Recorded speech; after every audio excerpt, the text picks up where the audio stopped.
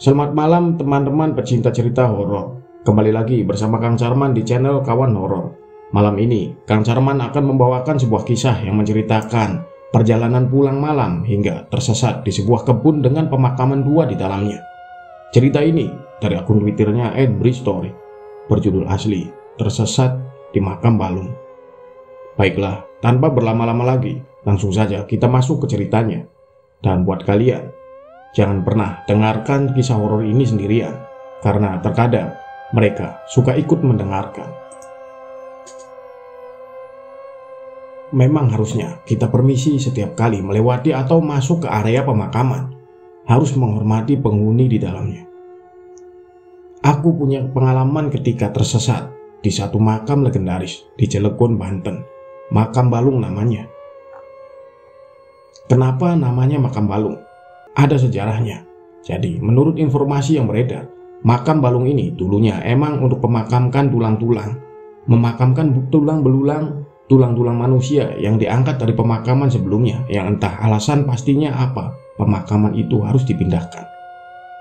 Katanya, sekitar tahun 1970-an atau 1980-an, aku nggak tahu pastinya, banyak pemakaman di Cilegon yang digusur dan harus dipindahkan ke tempat baru. Salah satu pemakaman yang dipindahkan yang aku tahu adalah pemakaman besar di suatu kampung terpaksa harus pindah karena kampung beserta semua makamnya digusur untuk pembuatan waduk. Namanya Waduk Krenceng. Kenapa aku tahu? Karena Waduk Krenceng ini letaknya nggak jauh dari desa Remanaju, desa tempat aku dilahirkan dan beranjak besar. Sayangnya, Waduk Krenceng ini sudah ada jauh sebelum aku dilahirkan, dan aku nggak mengalami proses pembuatannya. Aku cuma dengar cerita dari orang tua dan penduduk asli sekitar waduk itu. Nah, wilayah waduk ini dulunya adalah pemukiman yang terdiri dari beberapa desa. Tentu saja di dalamnya ada pemakaman. Seperti yang aku bilang tadi, akhirnya penggusuran terpaksa dilakukan terhadap desa-desa itu untuk dialihkan fungsinya wilayahnya menjadi waduk. Termasuk juga pemakaman-pemakaman yang ada dipindahkan juga. Pemakaman-pemakaman ini mau nggak mau harus diangkat dan dipindahkan ke tempat baru. Tempat baru inilah yang nantinya dinamakan Makam Balung. Begitu sejarahnya. Kalau ada teman-teman dari Cilegon yang mau koreksi atau menambahkan, dipersilahkan. Malam ini, aku akan cerita tentang pengalaman seram yang aku alami sendiri di Makam Balung. Aku dan Ali sejak lahir sudah bertetangga, tapi rumah kami tidak bersebelahan langsung, berselang dua rumah.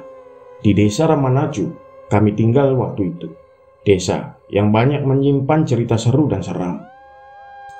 Bri, main ke rumah Robi yuk. Udah lama gak main ke sana. Begitu kata Ali pada suatu sore. Jadi, aku dan Ali ini beda sekolah, beda SMP. Nah, si Robi ini temannya Ali di sekolahnya. Tapi aku sudah kenal sebelumnya. Rumah Robi gak satu desa dengan kami. Dia tinggal di desa lain yang jaraknya cukup jauh. Tegal Cabe namanya. Iya, Tegal Cabe ini bersebelahan dengan Makam Balung, pemakaman umum yang aku sebutkan di awal tadi. Jarak rumah kami ke rumah Robi sekitar 30-45 menit bersepeda. Cukup jauh, tapi perjalanannya seru. Melewati sawah, kebun, perkampungan. Ada waduk juga. Tahun 90-an, daerah situ masih sangat sepi. Nggak sepadat sekarang. Masih banyak lahan-lahan dan desa yang sedikit penduduknya. Jadi, benar-benar sepi, masih kampung. Pada akhirnya, aku mengiyakan ajakan Ali untuk main ke rumah Robi. Rencananya, kami akan berangkat setelah pulang sekolah. Entah ini akan menjadi kunjungan yang keberapa kali, tapi yang pasti, bukan yang pertama. Jadi, aku masih sangat hafal perjalanan ke rumah Robi. Sore hari yang cerah, masih jam 3, aku dan Ali sudah berada di sadel masing-masing. Menyusuri jalan-jalan membelah perkampungan, menembus kebun kelapa, menyusuri jalan di pinggir waduk, menuju rumah Robi. Terus menggoes pedal tanpa lelah. Angin sore menemani keceriaan kami yang bergerak bersepeda dengan riang gembira. Matahari yang belum terlalu bersandar di ufuk barat masih terik bersinar walau sudah cenderung hangat. Beneran, waktu kecil aku suka banget bersepeda. Nyaris kemana saja selalu bersepeda. BMX Silver kesayangan selalu menemani. Begitu juga kali ini. Karena perjalanan ke rumah Robi agak memakan waktu, tapi aku senang-senang saja menjalaninya. Sudah nyaris jam 4 ketika kami perlahan melambatkan kecepatan dan akhirnya berhenti di depan satu gapura tembok lusuh berwarna putih kusam. Gimana, lewat sini apa muter? Tanya aku kepada Ali. Kami diam berhenti di depan gapura itu. Gapura yang menjadi tanda sebagai pintu masuk ke pemakaman. Pemakaman besar yang sudah sering kami dengar keangkerannya. Iya, kami berdiri tepat di depan gapura makam Balung. Masih sore, masih terang, lewat makam aja. Begitu jawab Ali. Memang, untuk mempersingkat perjalanan menuju rumah Robi, kami harus masuk melewati pemakaman besar itu. Walaupun bisa saja kami memilih jalan memutar untuk menghindarinya. Tapi, kalau berputar, waktu yang harus ditempuh tambah lama, karena berputarnya cukup jauh. Ya sudah, akhirnya kami memutuskan untuk masuk menembus makam Balung, karena masih sore dan terang. Makam Balung ini, keadaan dan situasinya nyaris sama dengan pemakaman pada umumnya. Banyak pohon besar di dalamnya, rindang menghalangi sinar matahari untuk masuk menerangi. Banyaknya pohon ini menjadikan suasana di pemakaman jadi nggak terlalu terang, walaupun masih siang. Tapi, tipikal pemakaman umum yang letaknya bukan di kota besar, letak pemakamannya nggak beraturan, masih acak-acakan. Barisannya nggak rapih, baris berjajar, acak-acakan. Sekarang juga situasinya masih nyaris sama, karena baru beberapa bulan yang lalu aku datang ke makam Balung ini. Tante Erni yang belum lama meninggal dimakamkan di sini juga. Sama seperti anak-anak lainnya pada umumnya, aku dan Ali juga merinding ketakutan ketika harus masuk ke area pemakaman. Mengayuh sepeda dengan cepat namun tetap hati-hati, karena harus cekatan menghindari gundukan tanah kuburan yang letaknya nggak beraturan. Keangkeran pemakaman sangat terasa, ditambah situasinya yang sangat sepi, nggak ada orang sama sekali.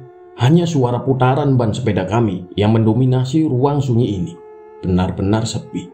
Sepanjang perjalanan, beberapa kali wangi bunga Kamboja tercium pekat. Wangi khas bunga kuburan. Kami yang tadinya jalan sambil bercanda bersenda gurau di dalam pemakaman jadi terdiam. Fokus bersepeda memperhatikan jalan untuk cepat-cepat keluar dari areanya. Pergi meninggalkan keangkerannya. Makam Balung ini cukup luas. Kami harus bersepeda beberapa menit lamanya dari masuk sampai keluar. Agak bernapas lega ketika di kejauhan kami sudah melihat gerbang keluar. Tapi aku yang berjalan di depan tiba-tiba menghentikan sepeda, ngerem mendadak karena melihat sesuatu. Ada apa, Bri? Hampir nabrak nih saya, sungut Ali dari belakang. Kok tiba-tiba ada rumah, Li? Kayaknya waktu itu nggak ada rumah deh. Kok sekarang ada rumah? Aku banyak tanya. Ya, aku ngerem mendadak karena melihat ada pemandangan yang menurutku aneh. Ada rumah yang berdiri agak di pinggir makam. Kenapa aneh? Karena perasaanku belum pernah melihat ada rumah ini sebelumnya. Kami berhenti beberapa belas meter dari rumah itu. Rumah yang dapat dipastikan kosong, karena terlihat nggak terurus. Semak dan rumput liar tumbuh tinggi di sebagian besar halamannya. Cat putih kelihatan kusam. 1 atau 2 kaca jendelanya pecah. Gentengnya gelap berlumut. Kami sangat yakin kalau ini rumah kosong. Sudah lama kosong. Ah, itu rumah dari dulu udah ada, Bri. Kamu aja yang gak pernah perhatiin. Begitu jawab Ali. Udah ayo jalan lagi. Serem gitu rumahnya. Lanjut Ali. Tapi masa sih aku gak pernah sadar kalau ada rumah di sini? Mungkin saja Ali benar. Memang aku gak terlalu perhatian. Gak sadar kalau ada rumah kosong di makam Balung ini. Mungkin saja. Ya sudah, aku ikut omongan Ali. Lalu kami melanjutkan perjalanan ke rumah Robi yang sudah nggak jauh lagi. Akhirnya kami berhasil melewati area pemakaman, lalu masuk ke wilayah kampung tempat tinggal Robi. Nggak lama kemudian kami tiba di rumahnya. Robi menyambut dengan gembira. Setelahnya kami terlibat perbincangan seru khas anak-anak. Kenapa aku senang sekali setiap kali main ke rumah Robi? Karena rumahnya sangat nyaman. Rumah utama nggak terlalu besar, tapi punya halaman luas yang tidak berpagar, hanya dibatasi oleh beberapa pohon dan barisan tanaman. Lingkungannya pun walau waktu itu benar-benar masih kampung, masih sepi. Biasanya menjelang maghrib semakin sepi, hanya kelihatan orang-orang yang berbondong-bondong ke musola untuk sholat berjamaah. Selebihnya sepi. Kalian tadi lewat mana? Makam Balung apa muter? Tiba-tiba Robi bertanya seperti itu. Makam Balung, Bi, kalau muter kan jauh, masih terang ini tadi, jawabku. Jangan lewat makam Balung dulu ya, kata Robi lagi. Kenapa emangnya, Bi? Ali penasaran. Lagi musim anak hilang, terus ketemunya subuh di makam balung, lemes, kata Robi. Hilang gimana, Bi? Tanyaku semakin penasaran. Ya hilang aja, katanya diculik kalung wewe atau genderuwo gitu. Terakhir kemarin anak yang tinggal di rumah itu hilang pas udah isya, ketemu subuh di makam balung, jawab Robi sambil menunjuk ke satu rumah yang terlihat di kejauhan. Jadi menurut Robi sedang ada keresahan di kampungnya. Sudah beberapa kali ada anak kecil yang tiba-tiba menghilang tanpa jejak ketika main di luar rumah pada malam hari. Hilang begitu saja, sampai akhirnya ditemukan dalam keadaan lemas di satu sisi makam balung. Menurut cerita anak-anak yang hilang itu, setelah ditemukan, katanya mereka kesasar ketika masuk ke dalam makam balung, nggak menemukan jalan keluar. Kata orang-orang kampung, anak-anak ini kemungkinan besar diculik kalung wewe atau genderuwo. Rumor yang beredar begitu.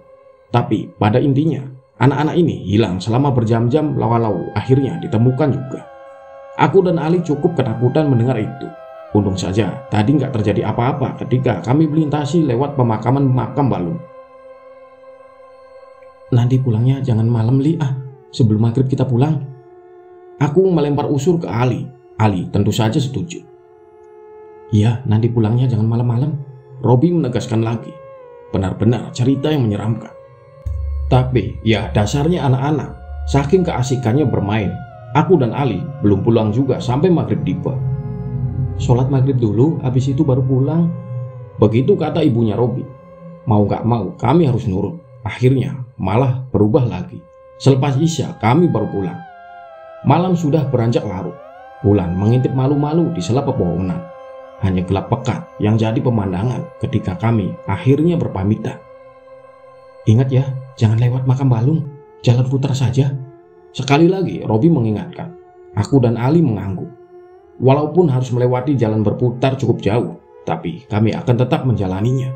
Gak berani kalau harus lewat menembus area makam balung malam-malam seperti ini. Kayuhan pedal memutar roda sepeda secara konstan, menyusuri jalan kampung memutar mengitari makam balung. Jalan yang jarak dan waktu tempuhnya lebih lama dan jauh.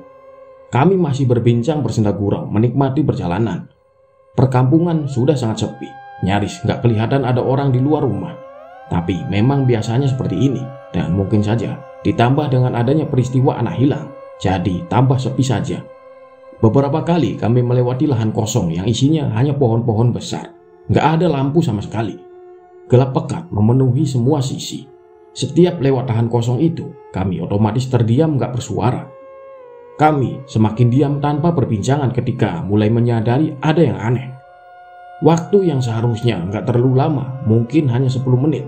Tapi kira-kira sudah lebih dari 15 menit kami belum sampai juga di kampung berikutnya. Seperti masih berkutat di kampung Robi. Aku yang berjalan di depan, sesekali melirik ke belakang untuk melihat Ali. Wajah Ali menunjukkan raut kebingungan. Sama sepertiku, bingung kok lama amat perjalanan berputar ini. Akhirnya aku berhenti, Ali ikut berhenti. Kok nggak sampai-sampai ya, Li? Apa tadi ada salah belok? Tanyaku. Sudah lanjut aja dulu, jalannya bener kok, jawab Ali menenangkan. Ya sudah, kami lanjut jalan. Tetap saja ada beberapa menit tambahan, kami belum juga meninggalkan kampung. Sepertinya kami berputar-putar saja di tempat yang sama. Sesekali aku melirik ke belakang sambil terus mengayuh untuk melihat keadaan Ali, memastikan kalau dia masih ada di belakang. Aku mengayuh sepeda semakin cepat. Ketika sadar sudah beberapa saat lamanya kami nggak melihat ada rumah di kanan kiri. Hanya kelihatan lahan kosong yang diisi pepohonan. Suara gerakan dua sepeda menjadi satu-satunya bunyi yang terdengar di malam gelap ini. Di titik ini, aku mulai ketakutan. Rasa cemas mulai menyeruak memenuhi isi kepala. Kenapa kami gak sampai-sampai di ujung kampung? Terus dan terus aku memacu sepeda dalam kecemasan, menyusuri jalan tanah di dalam gelap. Begitu cemasnya sampai aku gak sadar kalau ada yang aneh, ada yang berbeda. Aku ngerem mendadak menghentikan laju sepeda yang tengah berlari cepat. Panik, kaget dan terkejut ketika menoleh ternyata gak ada Ali di belakang. Ali menghilang. Ternyata aku sendirian. Entah sudah berapa lama, aku semakin cemas, ketakutan. Ali! Ali! Aku mencoba memanggil Ali, namun tidak ada jawaban. Takut karena sadar kalau sedang sendirian di tempat asing dan menyeramkan. Akhirnya, aku memutuskan untuk kembali mengayuh sepeda dengan tujuan entah kemana. Beberapa detik setelah kembali mengayuh, tiba-tiba mendengar sesuatu. Ada suara yang sumbernya seperti nggak jauh di belakang. Bluk, bluk, bluk, bluk, bluk. Kira-kira seperti itu bunyinya. Seperti suara langkah kaki yang sedang berlari. Awalnya karena sangat ketakutan, aku nggak berani menoleh ke belakang. Nggak berani cari tahu bunyi apakah itu. Tapi akhirnya rasa penasaran mengalahkan segalanya. Sambil terus mengayuh sepedaku, aku menoleh dan melirik ke belakang. Aku melihat ada makhluk tinggi besar, hitam berlari mengikuti. Dalam gelapnya malam, aku masih bisa melihat jelas bentuk makhluk itu. Sosok tinggi besar yang menyeramkan. Panik, aku semakin cepat mengayuh sepeda, melaju kencang sambil ketakutan. Saking ketakutannya, sampai-sampai aku nggak sadar kalau sudah masuk ke wilayah yang sudah aku kenal. Wilayah yang baru sore tadi aku melintasinya bersama Ali. Aku nyaris terjatuh dari sepeda ketika tiba-tiba melindas gundukan tanah. Melindas gundukan tanah kuburan. Ternyata aku masuk ke area pemakaman yang masih aku kenal. Makam Balung. Kenapa tiba-tiba masuk ke pemakaman? Entahlah. Dalam gelap, aku memacu sepeda dengan kencang, dengan bermaksud meninggalkan cepat-cepat tempat menyeramkan ini. Awalnya aku masih lincah menghindari gundukan-gundukan tanah kuburan, tapi lama-kelamaan nggak sanggup lagi. Beberapa kali aku melindas kuburan tanpa sengaja, sampai akhirnya kehilangan keseimbangan, lalu jatuh dari sepeda. Rasa sakit akibat terjatuh tertutup oleh rasa takut yang membuncah hebat memenuhi isi kepala. Sendirian dalam gelap malam di tengah pemakaman angker. Semakin ketakutan lagi ketika melihat sosok tinggi besar dan menyeramkan yang sejak tadi terus mengikuti. Dia berdiri gak jauh dari tempatku yang sedang duduk meringis di samping sepeda. Sosok itu hanya berdiri diam dalam gelap seperti memperhatikan. Aku ketakutan, lalu berdiri dan mencoba berlari, meninggalkan sepeda tergeletak di samping kuburan. Sepertinya gak lama aku berlari, sampai akhirnya melihat ada bangunan di kejauhan, ada rumah. Lalu aku menuju ke rumah itu, coba menjauh makhluk tinggi besar. Ternyata aku mengenali rumah ini. Ini adalah rumah kosong yang aku lihat bersama Ali tadi sore. Tapi keadaannya sudah berbeda. Rumah ini jadi kelihatan lebih bersih dan terawat. Lampu terasnya menyala walau redup. Lampu di dalamnya juga menyala terang. Jadi seperti berpenghuni. Aku terus berlari menuju rumah itu. Sampai akhirnya sampai di terasnya. Teras dan pekarangannya rumah sungguh bersih. Tapi aku yakin kalau ini rumah yang sama dengan yang tadi sore. Gak ambil pusing. Aku langsung masuk untuk menghindari makhluk tinggi besar menyeramkan yang sejak tadi mengejar. Kebetulan pintu depannya terbuka. Sambil ketakutan aku memasukinya. Setelah sudah berada di dalam, aku duduk di kursi ruang tamu. Napas masih ngos-ngosan sambil sesekali melihat keluar khawatir kalau makhluk itu masih saja mengejar. Ternyata tidak. Aku gak melihat makhluk itu lagi. Aku sedikit lega. Sambil menenangkan diri dan mengatur napas, aku memperhatikan isi rumah ini. Dari tempatku duduk, aku bisa melihat ruang tengah yang sepertinya jadi ruang makan juga. Lampunya menyala terang. Di ruang tengah ada meja kayu besar dikelilingi beberapa kursi. Di atas meja ada beberapa piring yang berisi makanan. Tapi ada keanehan yang baru aku sadari. Kemana para penghuni rumah ini? Karena dari tadi aku sama sekali nggak melihat ada kehidupan. Sepinya seperti nggak berujung. Cekamnya seperti nggak ada akhir. Perlahan rasa takut kembali memeluk erat. Aku ketakutan. Sepertinya ini bukan rumah biasa. Seperti terhipnotis, ketika berikutnya indera penciuman menangkap aroma khas. Aku mencium wangi bunga Kamboja, bunga khas pemakaman. Wanginya sangat kuat. Aku yang sudah sangat ketakutan semakin terkesima lagi ketika beberapa saat kemudian melihat ada pergerakan di ruang tengah.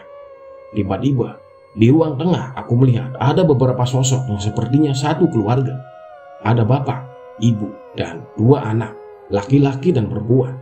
Entah mereka muncul dari mana tiba-tiba sudah ada berdiri mengelilingi meja makan. Lalu duduk di kursinya masing-masing, seperti hendak makan malam bersama. Aku terus diam memperhatikan. Siapa mereka? Sampai akhirnya sosok yang aku pikir itu adalah ibu dari anak-anaknya menoleh dan menatapku beberapa saat lamanya sambil tersenyum. Ibu itu rambutnya panjang hitam tergerai, mengenakan pakaian terusan berwarna gelap.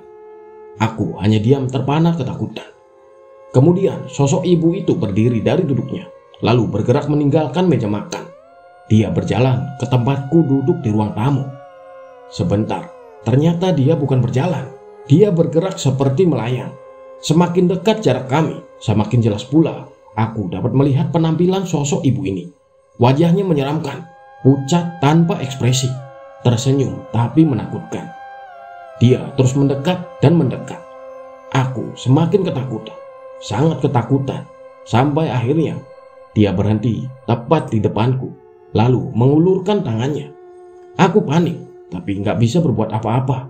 Hanya bisa kemudian menunduk dan menangis pelan. Setelah itu, aku nggak ingat apa-apa lagi. Bri, entah pingsan atau bagaimana, akhirnya aku seperti tersadar karena mendengar ada beberapa orang yang memanggil namaku.